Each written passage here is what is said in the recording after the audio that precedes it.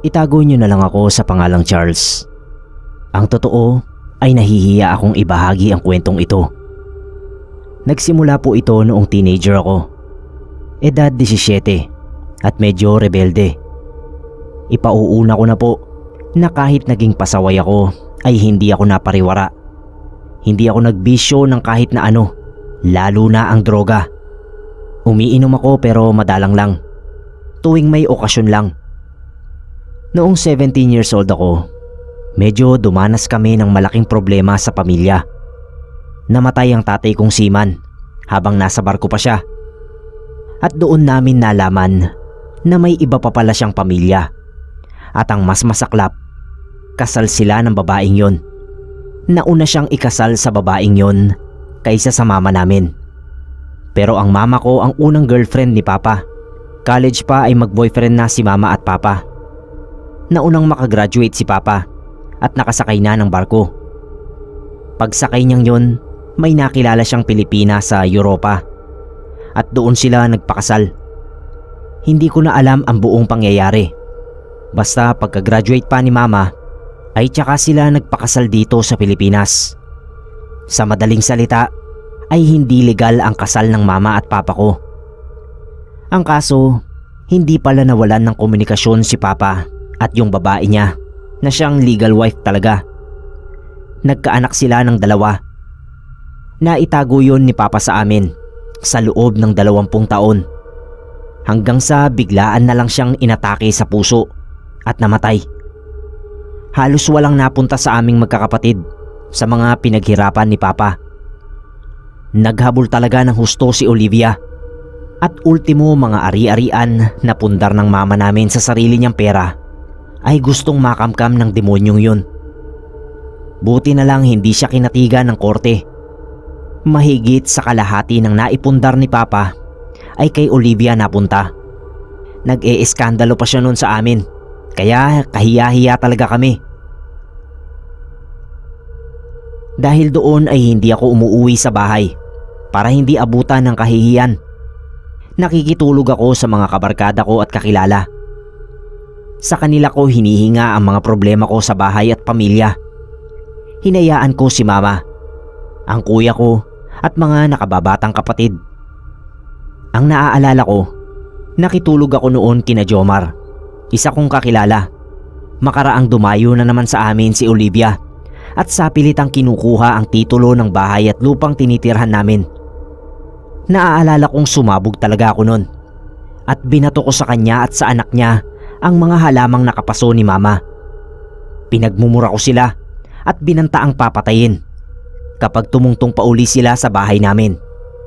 Nakagalitan ako ni Mama kasi baka raw magdemanda pa si Olivia ng grave threat.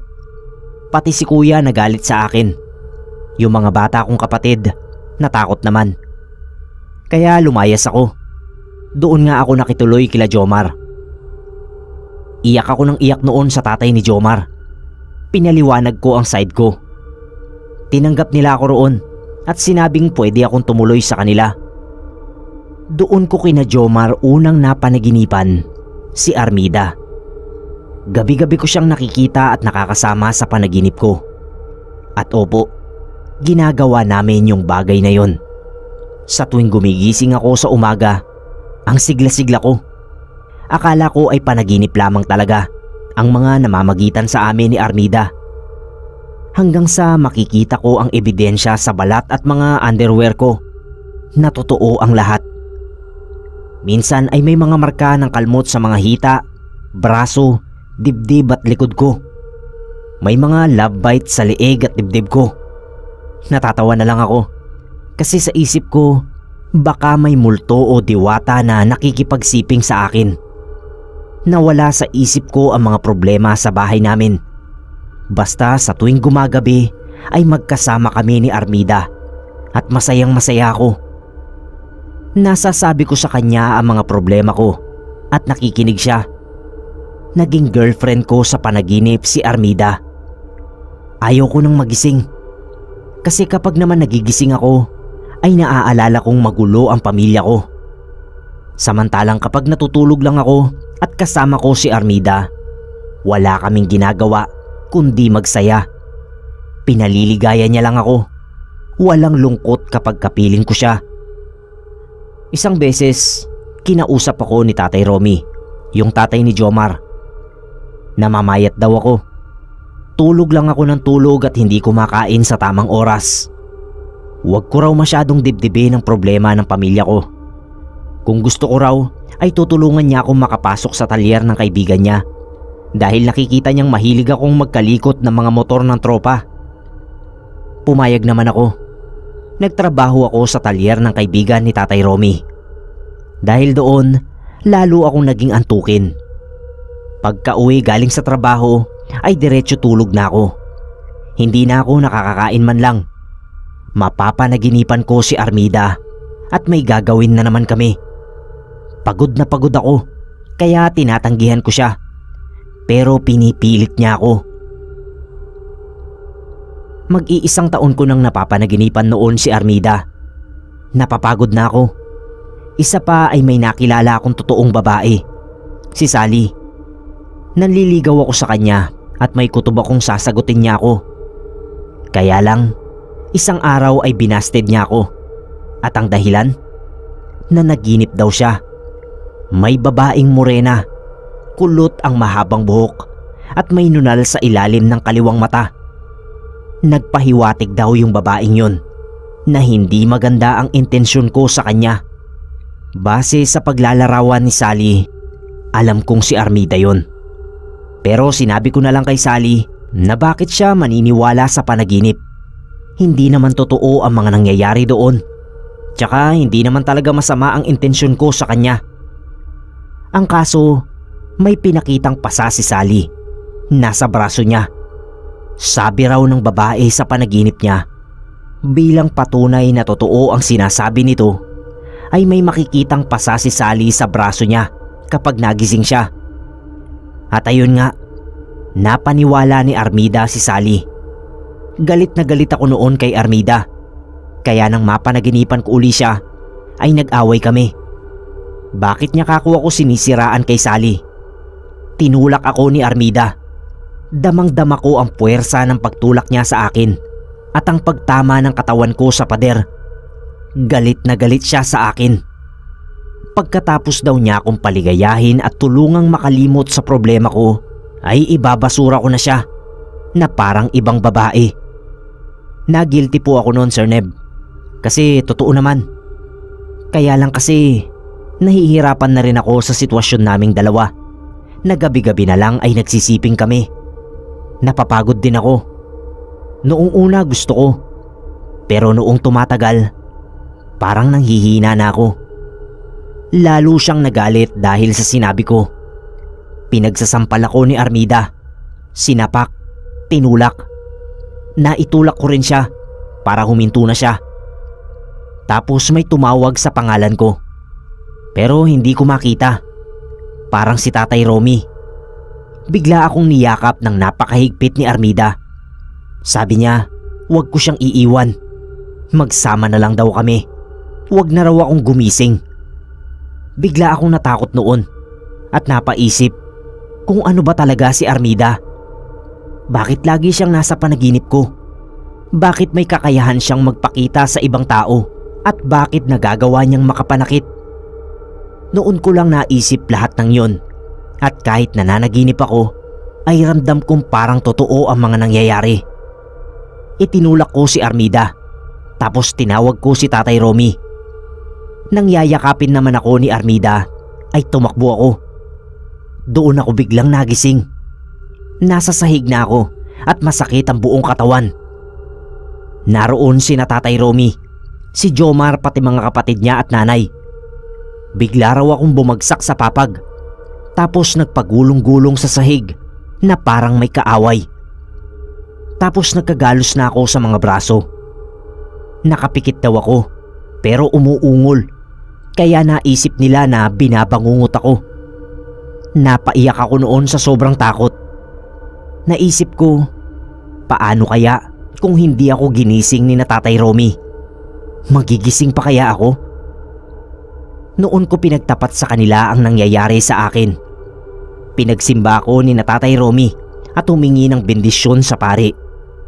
Pati kwarto na tinutuluyan namin ni Jomar, pinabindisyonan.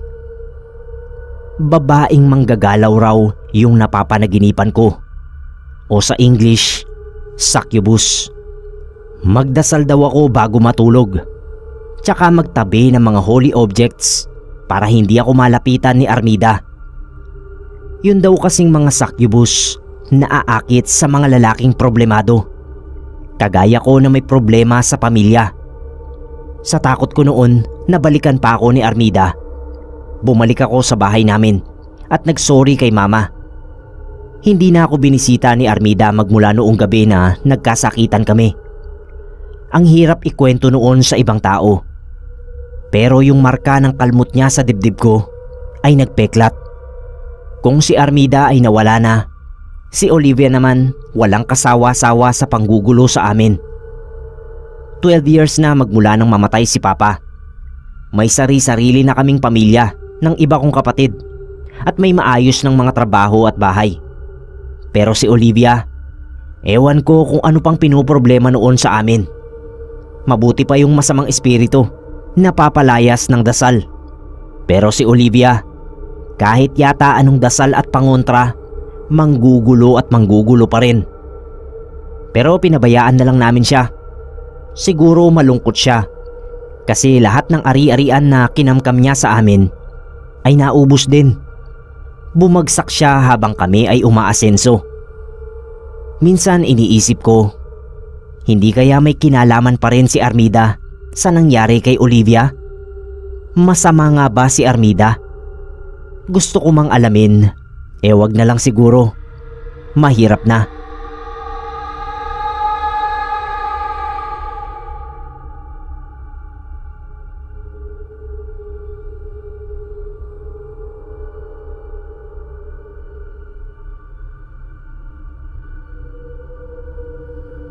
May isishare po akong kwento na sa totoo lang ay talagang nagpatindig ng balahibo ko. Nitong nakaraan lang po ay nakita ako ng lolo ko na nagfe-Facebook. Matanda na si lolo. 87 na siya. Pero kahit papano ay malakas pa. Nagtanong si lolo kung lahat daw ba ay pwedeng makita sa Facebook. Habang nag-uusap kami ni lolo, bigla siyang may pinahanap sa akin. Isang tao, baka raw makikita ko sa Facebook. Di tinanong ko kung sino. Ang problema, pangalan lang ang natatandaan niya.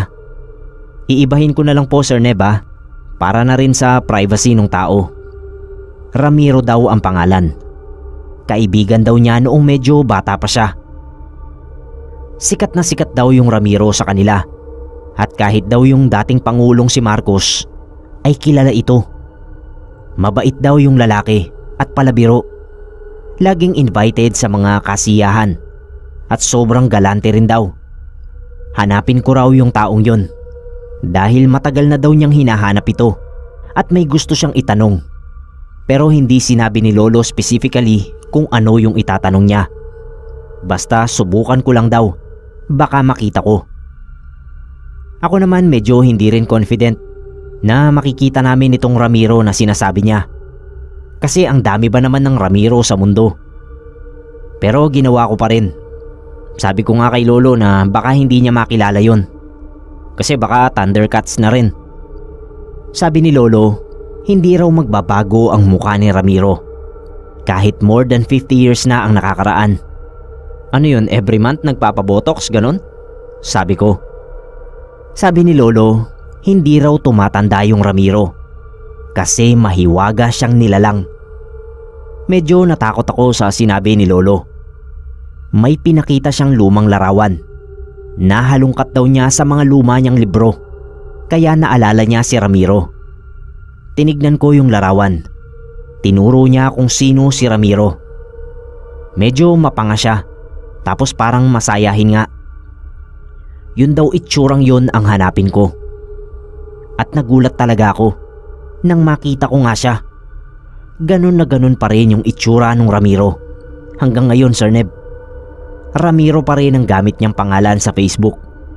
At nang sabihin ko kay lolo ang buong pangalan niya at kinlik ko yung DP niya, yung mga mata ni lolo nanlaki. tapos tumuro sa screen. Sabi niya, ayan nga si Ramiro. Nagpalit ng apelyido pero siya yan. Gusto kong isipin noon na baka anak ni Ramiro yung lalaki. Yung hugis ng katawan nila at muka, mga guhit sa muka, pati pagngiti, parehong pareho ng nasa DP sa Facebook at yung nasa picture na hawak ni Lolo. Grabe yung pagkakapareho. As in sobrang gayang-gaya. Sabi ko baka pinaprank lang ako ni Lolo. Tapos sabi niya, gusto raw niyang makausap si Ramiro. Paano daw kaya makukontak? E di binuksan ko yung Facebook account ni Lolo na ginawa nila tito. Inad ko si Ramiro. Nag-message ako sa kanya at nagpakilala. Kwento pa ni Lolo, wala raw nakakaalam kung saan talaga nakatira si Ramiro. Pero ayun nga, mahiwagang nilalang daw ito. Sa paglalarawan ni Lolo, iisipin mo talaga na hindi tao yung Ramiro. Nawalan lang daw sila ng komunikasyon noong nagka-martial law. Parang nang ibang bansa raw yata. Pero bago yun, ang dami pa raw kababalaghan na ginawa yung Ramiro. Basta related sa mga kakayahan na hindi nagagawa ng pangkaraniwang tao. Hindi pa sumasagot si Ramiro sa message namin ni Lolo. Pero sana mag-reply siya. Curious talaga ako sa mga kwento ni Lolo. Posible ba talaga na may taong kagaya niya? Para siyang engkanto. Gusto ko sanang i-share yung larawan, Sir Neb. Kaso baka ikagalit niya. Lalo na kung wala namang paalam at hindi pa nga sumasagot sa message namin. Pero may sinabi si Lolo na sobrang pinagtataka ko. Ang sabi niya, malapit ko nang iwan ang mundong ito. Pero ayaw ko pa. Baka sakaling may magawa si Ramiro para tulungan ako.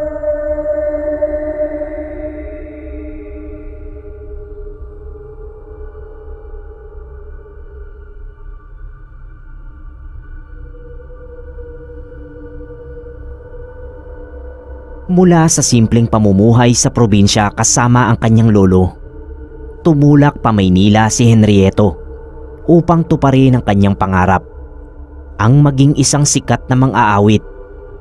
Nagtagumpay naman siya at hindi nagtagal ay nagkaroon ng napakaraming tagahanga. Hindi na nga niya malaman kung sino ang mga yon. Hindi kasi siya matandain sa pangalan ng tao. Namumukaan man niya ay hindi naman niya maalala ang pangalan. Napapagkamalan tuloy siyang suplado o kaya ay plastic. Kilala raw, hindi nga masabi ang pangalan ko. Sus, antipatiko.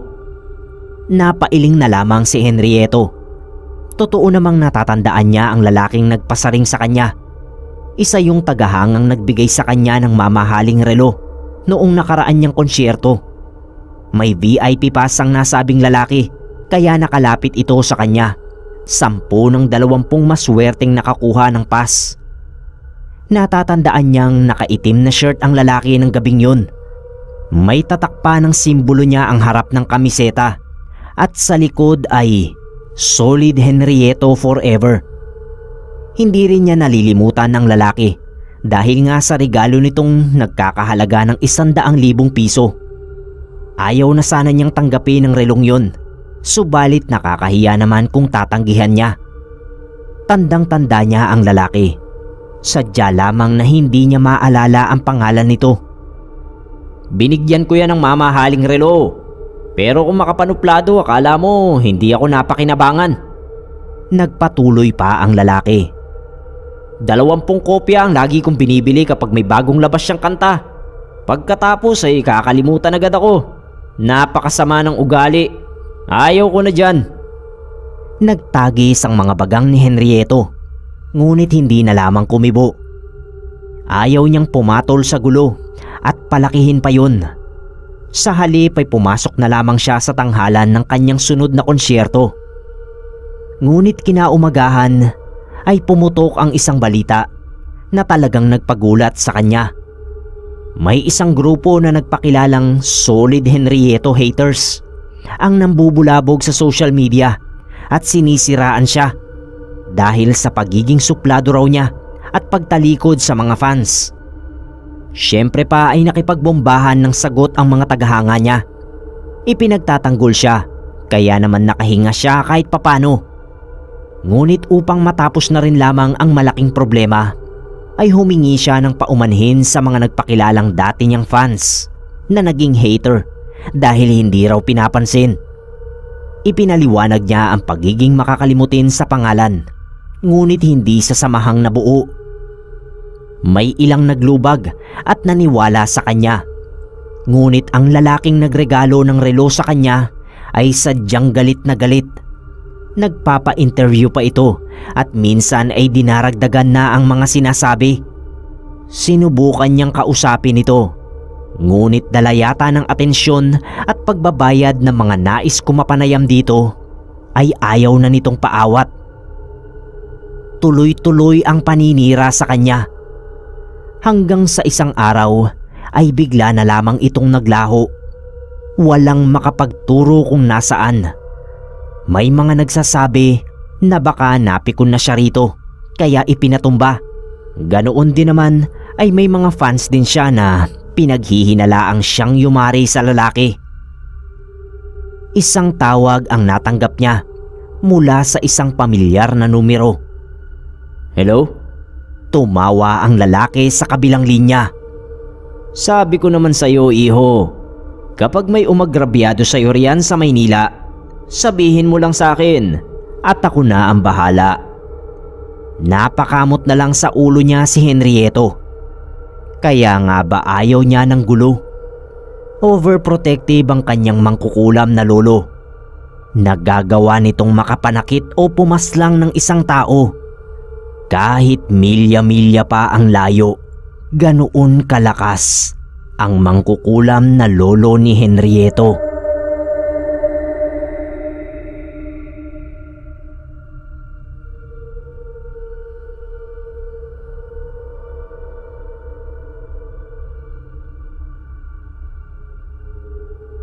Good evening po. Ikukwento ko lang po ang karanasan ko sa tinatawag na San Telmo. Grade 4 po ako nang una ako makakita ng San Telmo. Umuwi noon sa bahay nila yung classmate ko na usually ay hindi umuuwi tuwing lunch break kasi malayo yung sa kanila. Tinanong ko siya kung pwede bang sumama, tapos pumayag siya. Basta raw hindi niya sasagutin ang pamasahe ko. Edi sige kako. Sumakay kami ng jeep. May kamahalan yung pamasahe papunta sa kanila kasi malayo nga pala. Halos kalahating oras ang biyahe. Habang sakay kami ng jeep, napansin ko na may isang daan na ang ingay-ingay. Busina ng busina yung mga sasakyan. Pati nga yung jeep na sinasakyan namin, bumusina rin. Tinanong ko si Kevin. Sabi niya, nakikiraan daw kami, kaya ganon. Medyo bumagal pa nga yung takbo ng jeep. Nag-usisa pa ako at doon ko nalaman na accident prone area daw yung lugar na yon. Kaya kailangan magpasintabi sa mga espiritong nakatira doon. Ang daming kwento ni Kevin na kababalaghan. Kaso hindi niya nabanggit yung San Telmo sa eskinita pa uwi sa kanila. Noong naroon na kami sa kanila, naglalakad kami papasok sa daan na yung magkabilang side ay puro puno. Nakakatakot nga kasi, sobrang tahimik. May mga kawayan pa nga na kapag hinihipa ng hangin ay lumalagatik. Kwento ng kwento si Kevin noon ng mga horror. Maya-maya, may narinig kami na parang umuugong doon sa mga kawayan. Ang ingay ng mga kahoy. Pagtingin namin, may bola ng apoy na papalabas doon sa mga kawayan. Nasusunog yung mga tuyong dahon at nabibiyak yung mga kawayan. Napasigaw kami noon, sabay takbo. Pagtakbo namin, hinabol kami ng bolang apoy.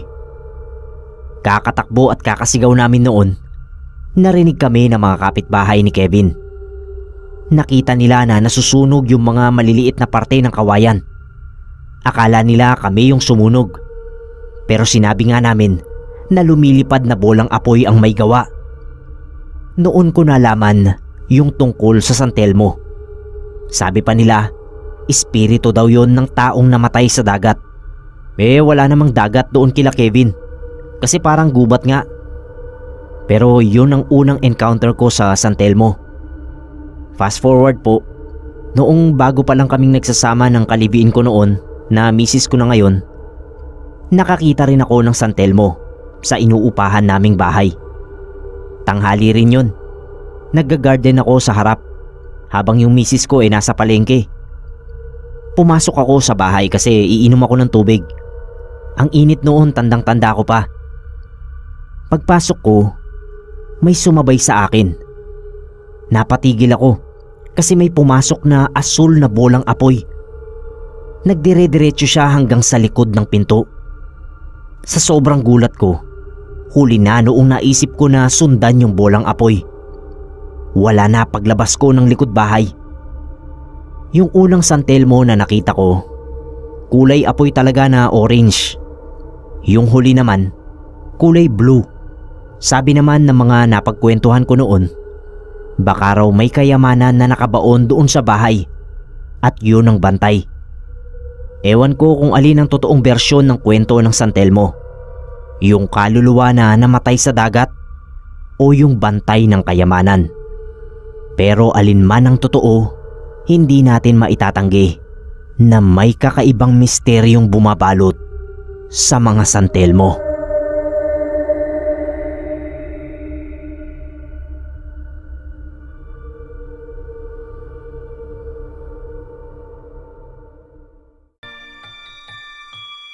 Shoutout segment po mga kapasta, pero bago po yan, batiin ko lang po ng belated happy birthday si Sir Levi Baro Paa Jr. Isa po yan sa pinakaunang subscriber at likers natin sa Facebook noong nag-uumpisa pa lang ang Pinoy Creepypasta. Kaya sobrang thank you po sir. Belated happy birthday dapat nung January 1 pa, si Sir Levi Baro Paa Jr. So tuloy tayo sa shoutout segment. Para sa shoutout na ito, kukuha tayo dun sa story natin na Itim na Ahas. Simulan natin. Shoutout po Sir Neb, shoutout po sa akin Axel Sobrepeña at sa Sobrepeña family na mahilig manood sa channel nyo. Always waiting for your uploads, more subs and stories to narrate po. Salamat Axel John. Next shoutout EJ Passion from Baguio City Idol, Jankik Passion. Shoutout sa iyo sir. Sunod shoutout po May Chris Alcantara Makera, listener po dito sa Palawan. God bless and keep safe po Kuya Neb. Salamat May Chris Makera. Sunod, hello Sir Neb, pa-shoutout po sa akin tsaka po kay Miguel Cabantog. Salamat Davimation. Sunod, pa-shoutout po Sir Neb, Michelle Drilon po at sa kapatid ko na si June Manuel at Mark Paul. Lagi po kami nakikinig sa mga stories nyo, idol ka po namin lalo na si Mark Paul. Salamat po Ma'am Michelle Drilon. Sunod, pa-shoutout po Sir Neb, Cypril and Sia Andrada and Vargas family. Loyal viewers from San Juan City. Salamat Joselito Andrada. Next, yay nakaabot. Shoutout po sa dalawang pamangkin ko, si Jayan J and Rain. Ang weird instead matakot, natutuwa sila sa story nyo Sir Neb. Uy, salamat. More power pa rin po sa channel nyo. God bless. Salamat KK. Next, shoutout Sir Neb, Aldos ML. Shoutout sa'yo. Sunod, pa-shoutout po Sir Kazumi Fernando. At ang last natin is shoutout pang number 10. Shoutout po Sir Neb, listener since nag-lockdown. Lisa, hindi ko mabasa yung pangalan ni ma'am kasi Sprina means basta yon. Shoutout sa iyo ma'am Lisa. At yan lang po ang episode natin para sa araw na ito mga kapasta. Muli po, ako po si Neb Quero. Magandang gabi po sa inyong lahat.